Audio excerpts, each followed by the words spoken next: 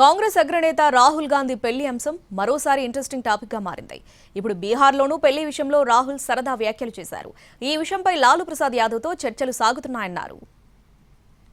రాహుల్ గాంధీ పెళ్లి ప్రస్తావన ఇటీవల రాజకీయ వేదికల్లో ప్రముఖంగా వినిపించే అంశంగా మారింది. ఆయన పాల్గొనే పొలిటికల్ మీటింగ్స్ లో పెళ్లి టాపిక్ తీయడం పరిపాటిగా మారింది. ఓటర్ అధికార్ యాత్రలో భాగంగా బీహార్ అరారియాలో రాహుల్ పర్యటిస్తున్నారు. ఈ ప్రాంతంలో నిర్వహించిన ప్రెస్ మీట్లో ఆర్జేడీ నేత తేజస్వి యాదవ్, రాహుల్ గాంధీ మధ్య ఆసక్తికర సంభాషణ సాగింది.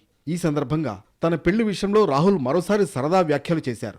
మ్యారేజ్ విషయంపై లాలూ ప్రసాద్ యాదవ్తో చర్చలు సాగుతున్నాయని చెప్పుకొచ్చారు.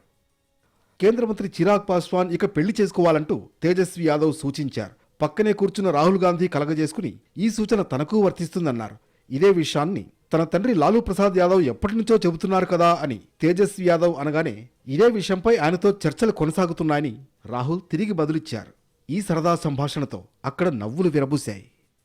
రాహుల్ గాంధీ పెళ్లిపై 2 ఏళ్ల క్రితం పాట్నాలో లాలూ ప్రసాద్ యాదవ్ తనదైన శైలిలో కామెంట్స్ చేశారు. తన మాట విని రాహుల్ పెళ్లి చేసుకోవాలని, తామంతా బరాత్కు రావాలనుకుంటున్నామని అన్నారు.